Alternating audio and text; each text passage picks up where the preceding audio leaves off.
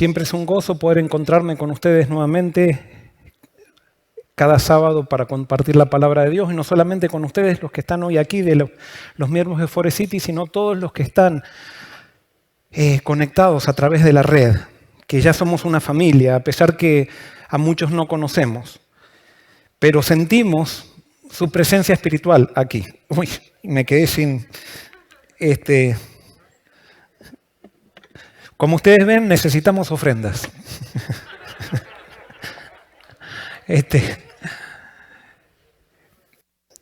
Muy bien, ahí Benar me dice que me va a enseñar a subirlo esto. Es de ahí abajo, hay que aflojarlo eso. Es todo maña. Ahora me quedó muy alto. Pero ahora a ver si aprendí. Ahí. Muy bien. Gracias, Benar. Muchas gracias. Si bien estamos contentos, también hay sentimientos encontrados. ¿Por qué hay sentimientos encontrados? Porque ayer pasó al descanso un hermano muy querido. Ustedes lo conocieron más que yo lo poco que lo pude conocer. Afectó mi peregrinaje espiritual aquí en la iglesia de Forest City, que es Francisco Capellán. Él ya está descansando en el Señor. Su vida está asegurada y está sellado va a abrir sus ojos y va a ver a Cristo venir en las nubes. Pero queda su novia, Connie, que ella necesita nuestro apoyo. Y por eso oremos por ella, oremos por la familia y apoyémonos los unos a los otros. Porque si bien en esta trayectoria, en este mundo, vamos a tener dolor, cuando en medio del dolor nosotros sentimos el amor de aquellos que nos rodean, el dolor se lo enfrenta y se lo enfrenta para bien. Es impresionante lo que hace el amor en una persona y el amor de la gente que está alrededor de esa persona. Y por eso cada vez que sufra alguien aquí en la iglesia, y eso es lo lindo de la iglesia, que yo veo que esta iglesia se vuelca a la persona que está pasando por dolor, y eso hace que nuestro dolor disminuya. Pero entonces oremos por Connie. Y hoy vamos entonces ahora a orar para que Dios nos guíe en el estudio de su palabra. Señor que estás en el cielo, pasamos un momento difícil como iglesia porque Francisco se nos fue. Tú lo llamaste al descanso, pero él está asegurado, ya no sufre. El cáncer ha determinado que su vida aquí pare, pero su vida eterna está asegurada. Y por eso te pedimos que estés con Connie y con toda la familia. Ahora que vamos a abrir tu palabra, danos entendimiento y trae consuelo, esperanza, trae motivación, que podamos encontrar o descubrir el plan que tienes para nosotros y tu amor, y especialmente quién es tu Hijo Jesús. Gracias por contestarnos en el nombre de Jesús. Amén. Muy bien, el título del sermón de esta mañana es un poco confuso, pareciera un poco confuso porque dice, su victoria es tu victoria. Y tu derrota, si fuera lógico, tendría que decir, es su derrota. Y sí, así lo había pensado, pero después me di cuenta que no. O sea, la victoria de Jesús es mi victoria, ha sido regalada para mí. Para que yo pueda estar tranquilo delante del Padre, para que yo no me sienta exigido por nadie. Él hizo todo lo que yo necesito para poder estar frente a Dios. Y mis derrotas no es su derrota. Porque cuando yo le entrego mi derrota a Jesús, Él también lo transforma eso en su victoria. Y eso es lo hermoso de Dios. Y es lo hermoso de Jesús. Con Jesús nunca perdemos. Con Jesús siempre ganamos. Y por eso es necesario articular a Jesús en nuestra vida. Es el mejor negocio que un ser humano puede hacer. Lastimosamente, Satanás ha nublado nuestra mente como para que pensemos que estar con Dios es un oprobio. Y justamente esta sociedad piensa que el pecado es lo que trae felicidad. Entonces, hasta muchas veces en el diálogo eclesiástico, muchas veces hacemos chistes irónicos con respecto a celebrar cosas con pecado. Y después decimos, no lo hacemos porque somos cristianos. Pero en nuestro inconsciente está como que el pecado es la verdadera felicidad. Es porque tenemos tergiversado el carácter de Dios. Pensamos que Dios es un Dios autoritario, exigente, es un Hitler, que no vale la pena estar con Él. Y por eso Dios mandó a Jesús, para que entendamos que con Él, con Dios, con el Dios que muestra a Jesús, vamos a encontrar la verdadera felicidad. Y hoy vamos a encontrar que Jesús vivió no solamente por nosotros, sino vivió para hacerse carne en nosotros y para que nosotros podamos vivir su experiencia también. Y por eso quiero empezar con un versículo que está en Hebreos capítulo 4, versículo 15, que dice así: no tenemos un sumo sacerdote que no pueda compadecerse de nuestras debilidades, sino uno que fue tentado en todo según nuestra semejanza, pero sin pecado. Jesús fue tentado ¿en cuánto? En todo. Pero alguien enseguida, cuando escucha esto, y si es un poquito inteligente y lógico, enseguida dice, no, esto es una exageración. Jesús no estuvo en un campo de concentración del Holocausto. Jesús no fue tentado como fue tentado un parapléjico. Jesús no tuvo coronavirus. Jesús no tuvo un esposo o una esposa que se le murió. Entonces, eso que fue tentado en todo es una exageración. Bueno, cuando leemos la Biblia por la letra, sí, podemos encontrar como ciertas incongruencias. Pero cuando la Biblia dice que Jesús fue tentado en todo, está diciendo que fue tentado en la esencia en la cual todos somos tentados. Y por eso hoy quiero que entendamos cómo fue Jesús tentado. Y lo que digamos hoy puede ser que sea muy conocido para todos ustedes, pero nos va a venir bien para que nosotros entendamos también que la victoria de Jesús, Él tuvo victoria por nosotros, pero Él también quiere tener victoria en nosotros para que seamos, en esta vida, no seamos simplemente todo el tiempo enfermos, sino que seamos cristianos victoriosos. ¿Vieron? Porque decimos, sí, la iglesia es un hospital de enfermos, y es verdad, es un hospital de enfermos. Pero parece que hay iglesias donde son hospitales donde enfermos crónicos y que nunca se curan. No, yo quiero una iglesia que sea un hospital de enfermos, pero que el enfermo que venga a la iglesia se cure. Y no que siga en su enfermedad toda la vida. Y por eso es lo que Jesús nos asegura. No importa cómo llegues a Él, no importa cuál sea tu enfermedad, Él es tu sanador. Y Él está dispuesto a darte victoria. Y por eso vamos a analizar las tentaciones de Jesús, las famosas tentaciones de Jesús. Y vamos a Mateo capítulo 4, versículo 1. Jesús se había bautizado. Vimos que Él había sido pregonado por Juan el Bautista. Él sintió que llegó el tiempo. Fue y se bautizó por Juan el Bautista para darnos ejemplo. Pero una vez que se bautizó, ahora comenzaba su ministerio. Y antes de comenzar su ministerio, Él nos dio ejemplo.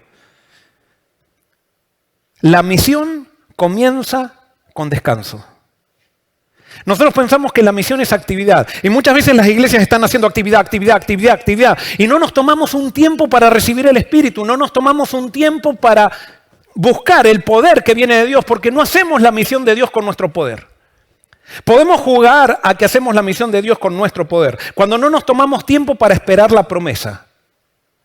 Y entonces que nuestra misión, cuando no nos tomamos tiempo para esperar la promesa, termina siendo una misión proselitista. Una misión donde nosotros nos ponemos en el centro. Una misión, si fuera Forecity, para hablar de Forecity. Una misión para decir todos los números, los estudios bíblicos que yo di en mi vida. Para mostrar que yo planté tantas iglesias. No, la misión de Dios, que está regida por la promesa, es una misión que habla de Cristo. Es una misión donde el centro es Cristo y no somos nosotros. Y por eso nosotros tenemos una enfermedad que nos encanta ponernos en el centro de la escena. Y por eso Dios dice, antes de hacer misión, por favor, hagan un alto. Llénense de mí. Para que realmente ustedes expandan el reino. Y no sea simplemente un mero proselitismo. Pero Jesús se bautiza y vamos, dice el Mateo 4.1, dice, entonces Jesús fue llevado por el Espíritu al desierto para ser tentado por el diablo. Y en este versículo ya nos encontramos con un problema. El problema es que la Biblia, por otro lado, dice que Dios no tienta a nadie. Y acá pareciera que el Espíritu Santo está llevando a Jesús y dice con el propósito de ser tentado. O sea, que el Espíritu Santo me empuja para ser tentado. ¿Será que es así? Ahora fíjense que en este versículo, y yo sé que ustedes se han dado cuenta de esto, no está diciendo que el Espíritu Santo tentó a Jesús. ¿Qué está diciendo? Jesús, como tú y yo, Jesús iba a ser tentado either way, de cualquier forma. Satanás no iba a dejar, por supuesto, que Jesús, el Hijo de Dios, cumpla con su misión y lo iba a tentar. Y debe haber sido el ser humano más tentado que existió en esta historia, en esta tierra. O sea que Jesús iba a ser tentado. Aquí lo que me está diciendo es que el Espíritu Santo eligió el campo de batalla donde Jesús iba a ser tentado. Y el Espíritu Santo lo llevó al desierto para ser tentado por el diablo, porque el diablo lo iba a tentar de todas maneras. Pero el Espíritu Santo, que lo había llenado en el bautismo, eligió el campo de batalla. ¿Qué te quiero decir con esto? Si tú estás lleno del Espíritu Santo por medio de la entrega a Jesús, es el Espíritu Santo que va a elegir tus campos de batalla de la tentación. Y si el Espíritu Santo elige los campos de batalla de tus tentaciones, tú siempre vas a salir victorioso. El gran problema es que como nosotros no estamos llenos del Espíritu Santo y queremos ser victoriosos, nosotros elegimos los campos de batalla de la tentación. Y cuando nosotros elegimos los campos de batalla de la tentación,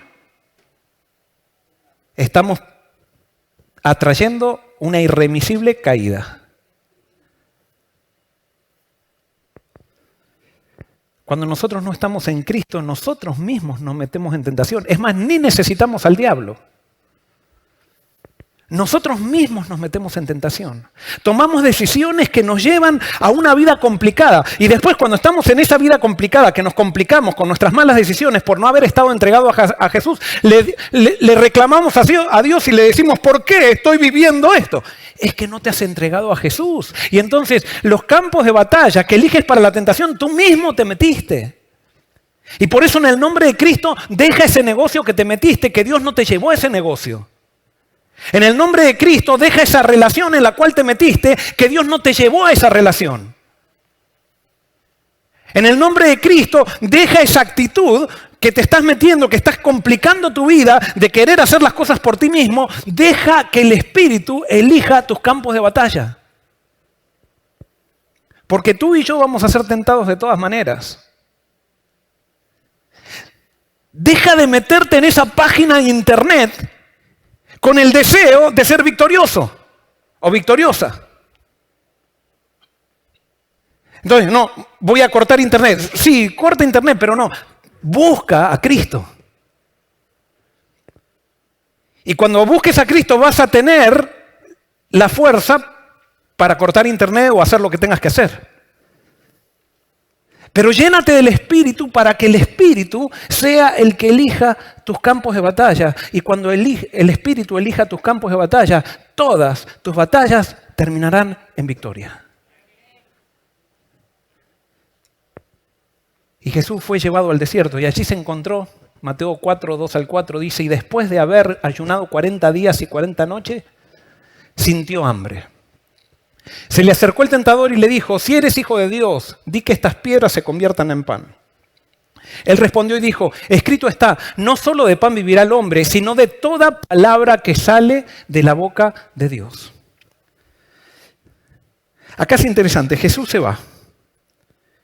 ¿Cuántos días? Dice, 40 días. ¿Qué está viviendo Jesús allí? ¿Una qué? Una cuarentena. Y Jesús se va. Allí, ¿de dónde habrá sacado esto Jesús? Jesús sin duda que lo sacó del Antiguo Testamento. Jesús lo sacó del Antiguo Testamento. ¿Quién vivió una cuarentena? También Moisés vivió una cuarentena. Y Dios lo hizo subir al monte Sinaí. Y allí estuvo con Dios 40 días y 40 noches.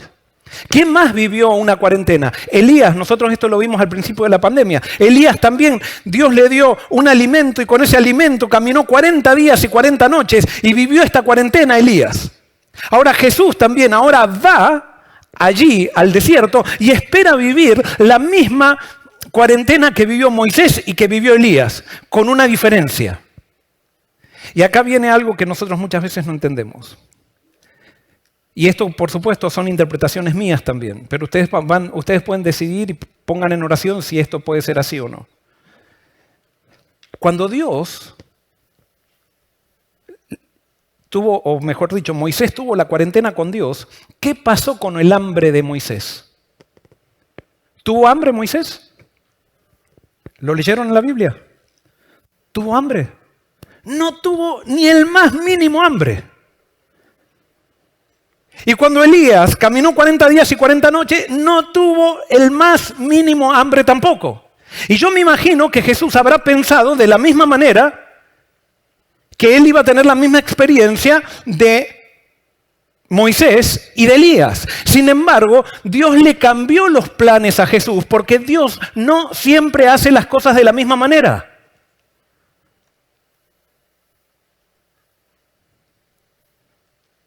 Y allí podemos ver que Jesús sintió hambre y por lo que podemos interpretar, es que Jesús no esperaba sentir ese hambre, porque si él hubiera esperado sentir ese hambre, no hubiera sido una tentación. Pero evidentemente a Jesús lo sorprendió el hecho de que Dios permitió que él tuviera hambre cuando no lo había permitido con Moisés y no lo había permitido con Elías. Y entonces Satanás, en ese cambio de planes de Dios, en ese cambio de Dios revelarse de una manera diferente a Jesús, se acerca a Jesús con una tentación. ¿Cuánto tenemos que aprender nosotros los que estudiamos la Biblia? Porque vieron los que estudiamos profecía, especialmente decimos, y ahora va a pasar esto, va a pasar lo otro, y va a pasar lo otro, y esto va a ser así, y esto nos van a perseguir así, y así va a pasar el tiempo final. Y sí, tenemos una idea general de lo que va a pasar, pero Dios siempre se manifiesta de una manera diferente. Porque si no fuera así, no necesitáramos ejercer fe. Eso no quiere decir que Dios va a manifestarse de una manera contraria. Pero la revelación de Dios siempre está en progreso. Y Jesús también tenía la misma lucha que tenemos nosotros, que a veces no entendía. ¿Se acuerdan cuando murió Juan el Bautista? Si ustedes leen el Evangelio, ¿qué hizo Jesús después de que murió Juan el Bautista? El Evangelio dice que Jesús se tomó un tiempo libre y se fue muy triste, porque evidentemente Jesús esperaba que Juan el Bautista no muera, pero el Padre decidió que muera. Y Jesús también quedó descolocado con los designios del Padre. No, pero a nosotros nos gusta ese Jesús que todo lo sabe.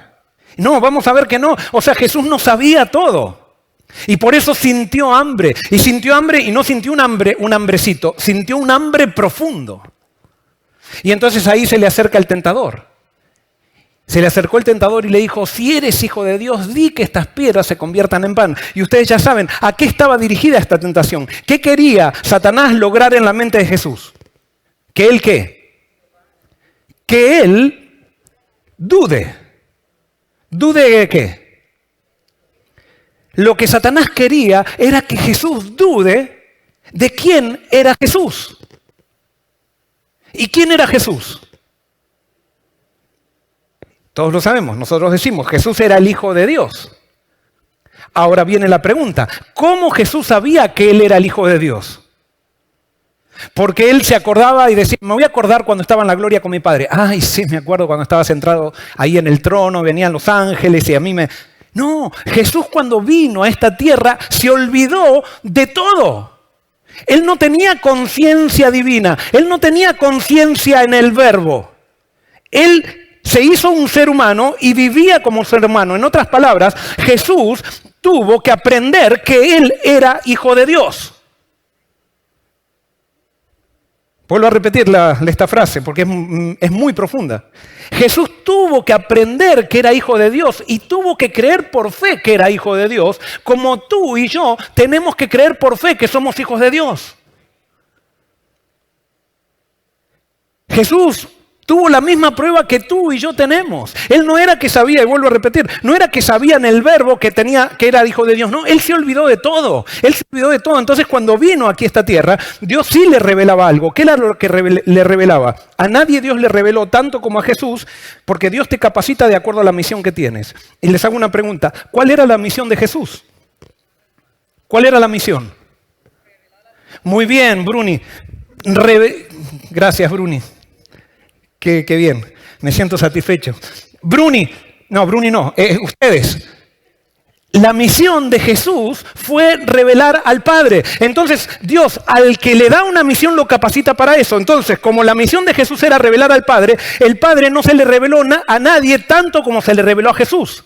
Pero no era que Jesús se acordaba cómo era el Padre en la eternidad, sino que Dios se le reveló al Padre, Dios se le reveló a Jesús, siendo Jesús ser humano. ¿Qué quiere decir esto? Esto es impresionante. Que Jesús tuvo que creer que Él era el Hijo de Dios. Él tuvo que descubrir cuál era su misión contemplando los sacrificios que había en el santuario. Cuando Él se bautizó, Dios se manifestó y le dijo, tú eres mi Hijo amado en quien tengo complacencia. Entonces Satanás ahora lo está haciendo, queriendo dudar de esa palabra que Él había escuchado. Y ahora voy a ir un poquito más. La Biblia dice que Jesús no solamente se hizo hombre y renunció, no es que dejó de ser Dios, pero renunció a vivir como parte divina. Él sigue siendo Dios, pero no vive como Dios. Que cuando resucita como Dios o como hombre. Pregunto. Cuando resucita Jesús, ¿resucita como Dios o como hombre? Resucita como hombre. ¿Por qué? Se aparece a los discípulos. ¿Se acuerdan? En Lucas, léanlo en Lucas. Y los discípulos se asustaron pensando que era un espíritu. Entonces Jesús, para que ellos crean que era un ser humano de carne y hueso, ¿qué les dice a los discípulos? Algo que a muchos adventistas les molesta, no les gusta que eso esté registrado en la Biblia. ¿Qué le dijo a los discípulos? Denme un pescado. Tengo hambre, denme un pescado. Imagínense, Jesús resucitó y tenía hambre todavía. Y dijo, denme un pescado. Y había un panal de miel y se comió el pescado y el panal de miel. O sea que resucitó y resucitó con hambre. Es impresionante. ¿Qué hace Jesús en el cielo ahora? Él tiene que comer todos los días porque Él se hizo hombre por la eternidad. Entonces, una de las cosas, yo tendría que dar un seminario de esto, hay mucho para hablar hoy, pero ¿qué fue lo que hizo Jesús?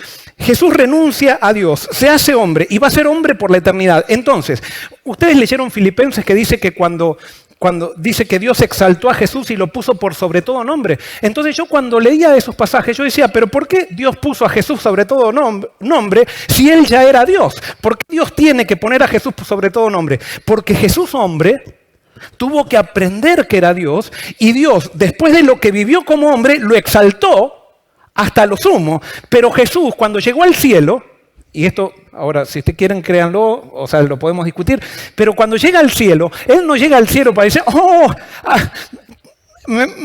¿cómo te va? Supóngase que estaba el ángel Rafael. Rafael, hace tanto tiempo que no te veía. No, Jesús se olvidó de toda su conciencia de la eternidad del pasado. Dios le tuvo que mostrar el cielo y tuvo que descubrir el cielo como un ser humano, porque Él se ha hecho ser humano por la eternidad. Y ese es el amor de Dios, ese es el Dios que yo sigo, un Dios que se identifica con sus criaturas, un Dios que se hace chiquito, un Dios que renuncia a sí mismo para vivir por la eternidad con los seres que lo rechazaron. Impresionante. Ese es el Dios que muestra la Biblia, ese es el Dios que quiere Dios revelársete a ti para que tú sepas que Dios se identifica contigo, que Dios no te ha dejado solo en tu problema, que Dios está allí llorando cuando tú estás llorando. Que Dios se ríe cuando tú te ríes. Que Dios ha hecho todo esto para que tú puedas tener una vida eterna junto con Él. Pero no solamente eso, sino que ahora Dios nos acompañará por la eternidad. Y Jesús, dice la Biblia, que Jesús en el cielo, cuando nos ve tomar jugo de uva, se le hace agua a la boca. Porque Él dijo que no iba a tomar hasta que se encuentre de vuelta con los discípulos. Y entonces cuando se encuentre con nosotros, lo primero que nos va a servir va a ser jugo de uva. Exprimido por Él, como su sangre que fue exprimida por nosotros. Y por eso, ¿qué hacía Satanás? Y Satanás se presentó como un ángel. Le dice, si eres hijo de Dios, di que estas piedras se conviertan en pan. Y acá hay una cuestión. Recuerden que hasta aquí Jesús no había hecho todavía ningún milagro. No había hecho ningún milagro. Por lo tanto, ahora, este ángel le dice, mira, yo creo que estás teniendo un delirio místico, le dice a Jesús. Tú estás con acá, te estás muriendo de hambre, estás en el desierto. Tú piensas que Dios te va a sostener como sostuvo a Moisés y a Elías, y Dios no te está sosteniendo como sostuvo a Moisés y Elías. Evidentemente tú te has creado esta idea de que eres el Mesías, te la has creado en tu mente. Te la has creado en tu mente. A ver, vamos a hacer una cosita. Si tú eres hijo de Dios, debes tener poder. Y si eres hijo de Dios, eres Dios. Por lo tanto, tú no necesitas pedirle permiso a tu padre para hacer un milagro. Si tú eres hijo de Dios, haz un milagro. Mira esa piedra. Conviértela en pan y cómetela. Y entonces así verás que eres hijo de Dios. Y si tú dices, con piedra, conviértete en pan, y la piedra sigue siendo piedra, deja todo este lío que estás haciendo. Vete a la casa de tu mamá y pídele que te haga una rica sopa, que estás acá sufriendo de hambre. Pero si tú haces algo y esa piedra sigue siendo piedra, listo. ¿Qué tanto lío? Cuando tenemos que vivir por fe, esa es una poderosísima tentación. Porque eso es lo mismo que te hace Satanás a ti y a mí. Si tú eres hijo de Dios, ¿por qué te echaron del trabajo? Si tú eres hija de Dios, ¿por qué tu esposo se fue con un amante? Si tú eres hijo o hija de Dios, ¿por qué tienes estos problemas económicos que parece que todos están bien y tú estás mal? Parece que Dios sostuvo a Elías, sostuvo a Moisés, pero a ti no te sostiene. ¿Qué pasa? Haz algo, haz algo. Independízate de Dios. ¿Qué tanto de ser fiel y todo eso? Haz las cosas a tu manera. Y demuéstrate a ti mismo quién eres. Muéstrale a la gente quién tú eres. Haz las cosas a tu manera. Si tú eres hijo de Dios, no tendrías que tener esta tentación tan fuerte dentro tuyo. No te vencería la tentación. Y entonces nosotros ante esa tentación, ¿qué hacemos? Decimos, realmente, no vale la pena. Yo voy a probar, me voy a independizar. ¿Qué tanto hacer un ayuno de 40 días? Yo voy a probar a ver si las piedras se hacen pan. Yo voy a hacer lo que a mí me parece.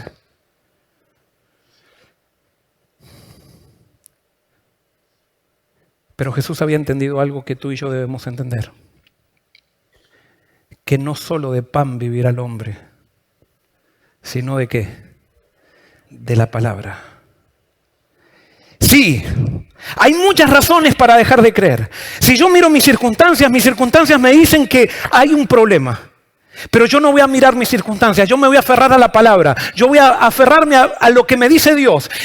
Y aunque vea todo que está mal, aunque la higuera no florezca, ni las vides den mantenimiento, yo con todo me alegraré y creeré en Jehová, dice Habacuc.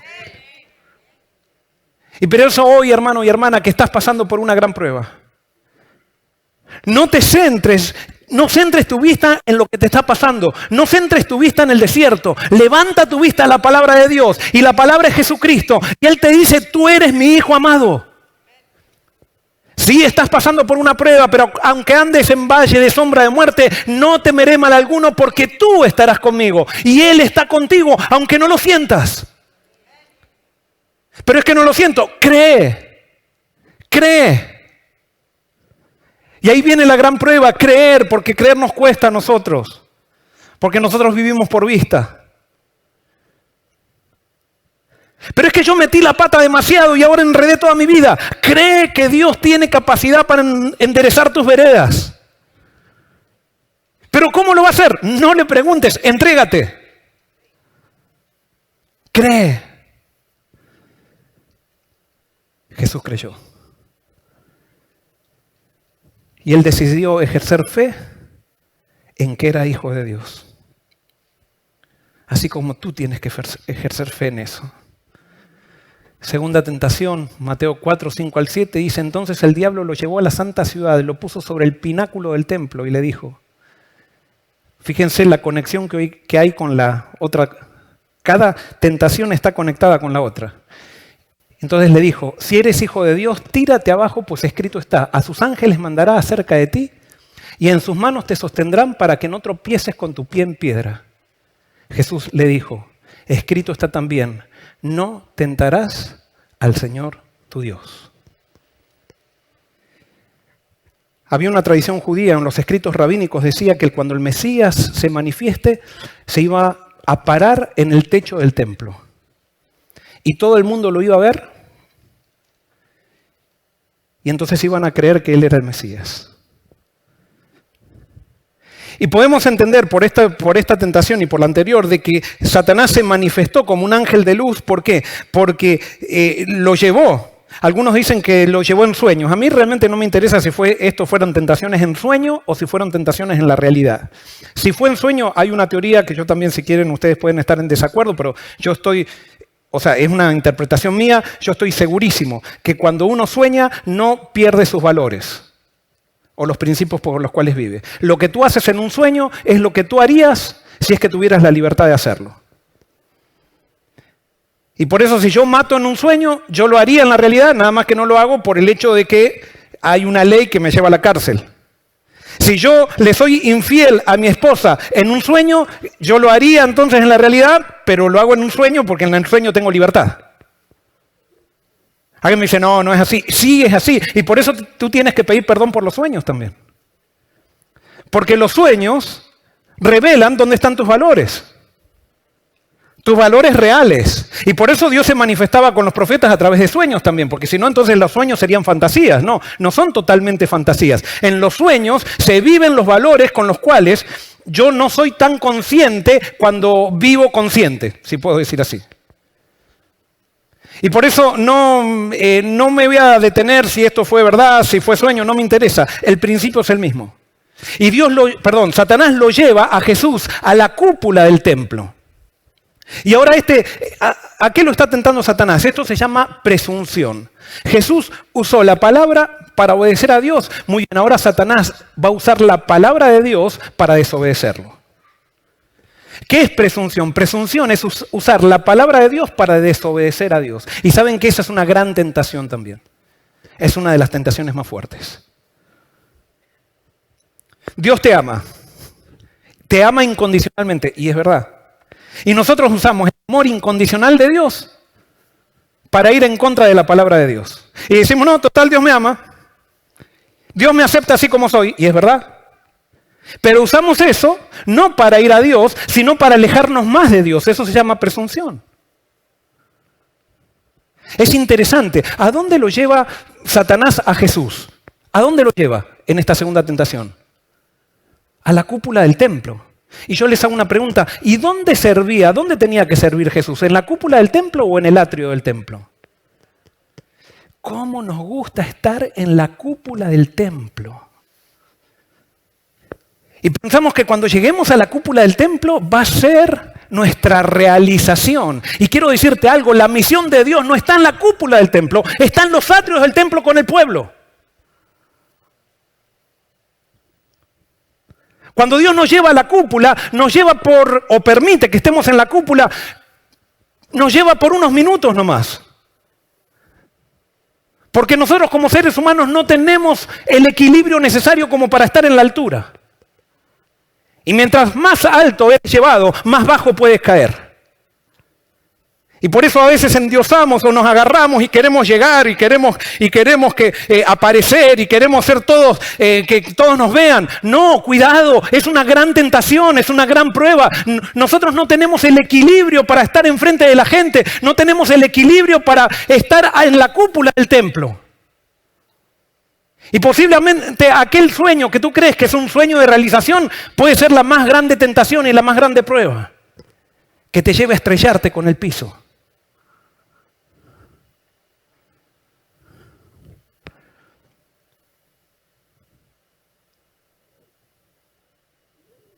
A veces cuando estamos en la cúpula del templo,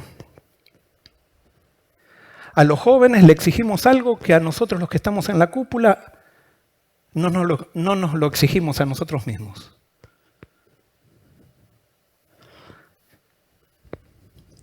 Yo me acuerdo cuando era jovencito. Cuando estábamos orando, todos teníamos que estar orando. Y no, los adultos no. ¿Qué? Está con los ojos abiertos. Cierre los ojos. Irreverente. Y después, los adultos estaban organizando un programa. Y como estaban organizando un programa, no importaba que era la oración, ellos porque eran los adultos y porque estaban organizando el programa, podían abrir los ojos, podrían hablar con podían hacer, pero ellos eran los adultos.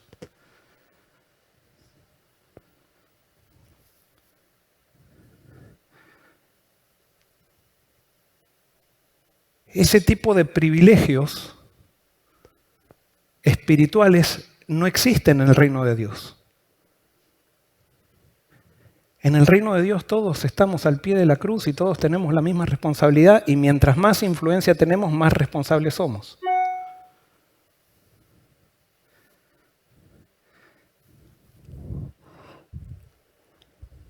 Y es por eso que esta es una gran tentación, que Satanás también quiso usar con Jesús. Utilizar la palabra de Dios para que Jesús se tire y diga, aquí estoy. Vean que soy el Mesías. ¿Cómo nos gusta sobresalir espiritualmente también? Porque a veces pensamos nosotros que cuando hablamos de lo que hacemos espiritualmente, eso no es pecado. El que habla de las casas que tiene, del carro que tiene, pero como nosotros no tenemos casas ni carros, muchas veces aquí venimos a la reunión de oración para competir en quién es más espiritual que otro. Y vieron, se levanta un hermano y dice, hermanos, quiero decirle que hoy me levanté leyendo el Espíritu de Profecía 3 horas y ayuné 4 horas. Y agradezco a Dios porque estuve de viaje misionero en África y agradezco porque tenemos tantas bendiciones nosotros aquí. Y hablamos con una superioridad y poniéndonos en el centro. Yo ayuno, yo oro, yo hago esto, yo hago lo otro, yo tengo esto. Y son cosas buenas. Pero nos ponemos en el centro usando las cosas de Dios. Eso se llama presunción. Usar las cosas de Dios o la palabra de Dios para desobedecer a Dios. Otro gran pecado con que Satanás nos tienta a todos. A todos nos tienta. Pero Jesús dijo, no tentarás al Señor tu Dios. No usarás la palabra de Dios para desobedecer a Dios. No probarás a Dios también, tiene que ver con la tentación anterior, para saber si Dios está contigo. Yo me acuerdo una vez, estaba en una iglesia y se levantó un hermano y dice, hermanos, quiero decirles, yo hice un trato con Dios. Le dije, si el miércoles no me da trabajo, yo lo dejo para siempre. Y él, yo si hubiera sido Dios, ¿saben qué hubiera hecho con ese hermano? Le hubiera dado una patada y le digo, ¿qué trabajo ni trabajo? Y entonces él dio el testimonio y dice, y Dios me dio el trabajo el miércoles. La actitud de este hombre estaba re mal, pero Dios es tan bondadoso que a pesar de que la actitud de este hombre estaba súper mal, Dios le dio el trabajo. Pero toda persona que prueba a Dios, toda persona que quiere decir, yo te voy a seguir si tú haces esto, va a terminar fallando, va a terminar estrellándose. Porque Dios te ha dado demasiadas pruebas en el pasado para que tú sepas que Él te ama y te ama incondicionalmente, para que tú sepas que Él tiene un plan. Si tú no lo ves, eso es porque no quieres verlo. Pero Dios te ha dado suficientes pruebas de que está contigo. El que quiere ver esas pruebas, las va a ver. El que no quiere verlas y quiere dudar de todo, va a encontrar siempre algo para dudar. Y viene la tercera tentación. ¿Qué pasó acá? La tercera tentación dice, Mateo 4, 8 al 10, otra vez lo llevó el diablo a un monte muy alto y le mostró todos los reinos del mundo y la gloria de ellos. Y le dijo, todo esto te daré si postrado me adoras. Entonces Jesús le dijo, Vete, Satanás, porque escrito está, al Señor tu Dios adorarás y a Él solo servirás. Esta parece una tentación muy tonta. En esto parece que Satanás le falló. O sea, ¿cómo le va a decir a Jesús? Se le aparece como Satanás y le va a decir a Jesús que se arrodille. Y yo sé que ustedes entienden esta tentación. Yo no la entendía. Pero ¿qué está buscando Satanás con esta tentación? Y ahora yo les hago una pregunta. ¿A qué había venido Jesús? ¿A qué había venido a este mundo? ¿A qué había venido? Había venido a salvar al mundo, a rescatar al mundo. Entonces Satanás ahora le dice, mira, yo te voy a dar todo lo que tú vienes a buscar. Te voy a dar lo que tú vienes a buscar con una condición. Y esa condición es, ¿qué? Que te arrodilles delante de mí un segundo. No te pido 5 minutos, media hora, no. Un segundo. Arrodíllate delante mío y yo te entrego todo. Un segundo. Y le muestra todo lo que él venía a buscar. Un segundo. ¿Qué le estaba proponiendo Satanás a Jesús? Lo que le estaba proponiendo era un camino diferente al que Dios le proponía a Jesús. Dios le había dicho a Jesús que la única manera de conseguir el mundo era muriendo en una cruz. Y Satanás le ofrece el mundo sin tener que pasar por la cruz. En otras palabras, Satanás le está diciendo a Jesús, le está ofreciendo un trono sin la necesidad de pasar por una cruz. Esa es la tentación más fuerte que tenemos nosotros como seres humanos. En sus 3 años de caminar Jesús con sus discípulos, continuamente les decía que el que no está dispuesto a tomar su cruz y no está dispuesto a seguirlo, no es digno de él. Y los discípulos no entendían qué significaba eso, como nosotros no entendemos qué significa eso tampoco. ¿Por qué? Porque todos queremos llegar al trono, nadie quiere una cruz. Y resulta que el reino de los cielos es contracultural. Aquello que nadie quiere, Dios dice que tienes que empezar por eso. Y tienes que aceptar tu cruz para poder llegar al trono. No, pero en este mundo todos estamos buscando al trono. Y por buscar el trono estamos dispuestos a arrollarnos, aunque sea un segundo, delante de Satanás, con tal de agarrar el trono. Y eso no pasa con la gente del mundo, pasa con la gente de la iglesia. Estamos dispuestos a blasfemar a alguien o a difamar a alguien simplemente por querer llegar al trono. Estamos dispuestos a quedarnos callados en una junta simplemente para poder llegar al trono.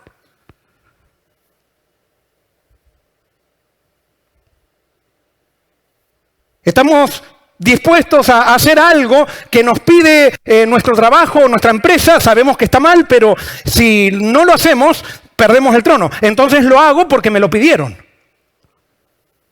Y entonces continuamente estamos haciendo esos trueques miserables de cambiar el trono por la cruz. Y en la Biblia dice que Dios no es que va a quitarte el trono, pero si quieres llegar al trono tienes que llegar por medio de la cruz. Y dime si para Jesús no fue fuerte esta tentación, que 3 años después lo vas a encontrar a él transpirando gotas de sangre, pidiéndole a Dios que le cambie el camino de la cruz. Y Jesús, ese ser humano que aprendió que era hijo de Dios por la fe, que aprendió que era Mesías por la fe, que aprendió que era el Salvador del mundo por medio de la fe, tenía las mismas tentaciones que tú y yo. Él no quería pasar por la cruz. Y transpiró gotas de sangre diciendo, Señor, si hay otra manera de salvar al mundo.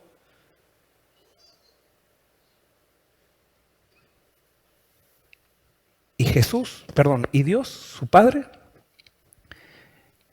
el que le había dicho, tú eres mi hijo amado, hizo silencio.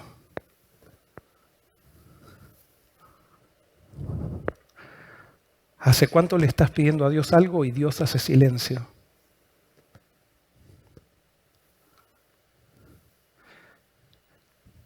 ¿Sabes qué? Los silencios de Dios muchas veces es la manera en que Él habla más fuerte. Pero los silencios de Dios son muy incómodos. Porque los silencios de Dios te están diciendo que tú sabes lo que tienes que hacer. y simplemente estás queriendo cambiar el camino.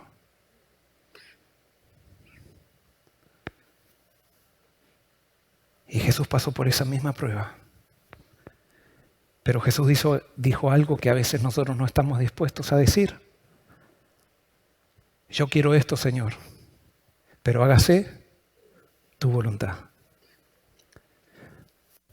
Tenía tanta confianza Jesús con Dios que le decía, papito, si es posible, pasa de mí esta copa. Silencio. Papito, si es posible, pasa de mí esta copa. Silencio. Papito, si es posible, pasa de mí esta copa.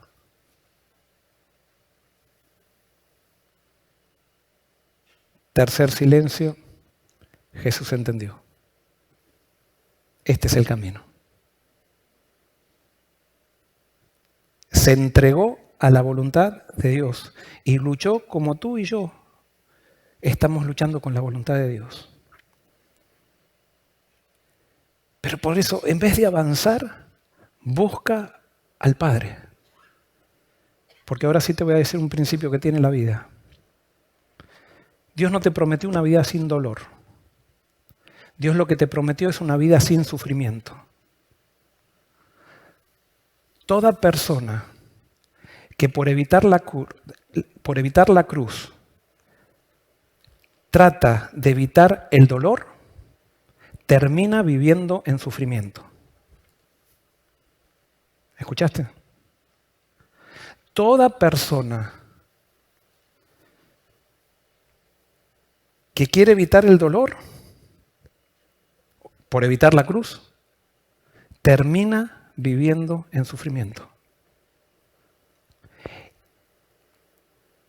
Pasar por la cruz y pasar por el dolor de aceptar la vida como Dios te la manda, te prepara para la felicidad. Pero cuando tú no quieres aceptar la cruz, cuando tú te quejas ante tu dolor y tratas de cambiar el camino y te vas por otro camino, estás provocando una vida de sufrimiento.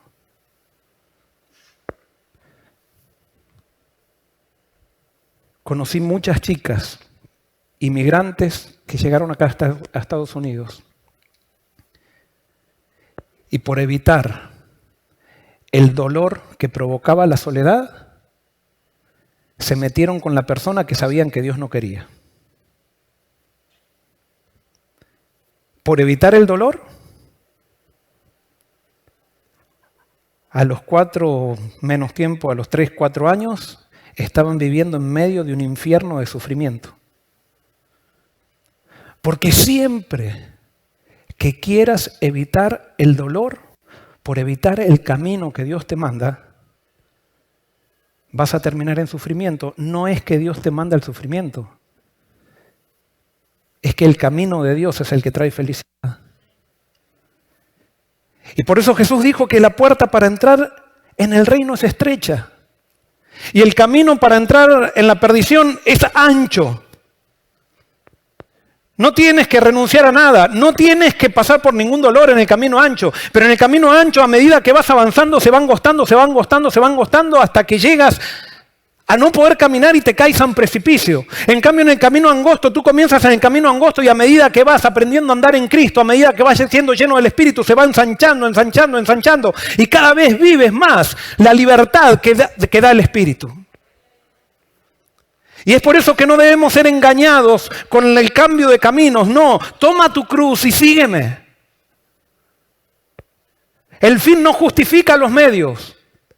No por llegar a un medio bueno vamos a empezar a pisotear principios divinos. No por llegar a algo voy a pisotear a una persona, que eso estamos muy acostumbrados también en las iglesias. Que quiero llegar a algo y pisoteo a una persona, chismoseo de una persona, hago esto con una persona. No, eso no va en el reino de los cielos. Y eso a la larga nos trae sufrimiento.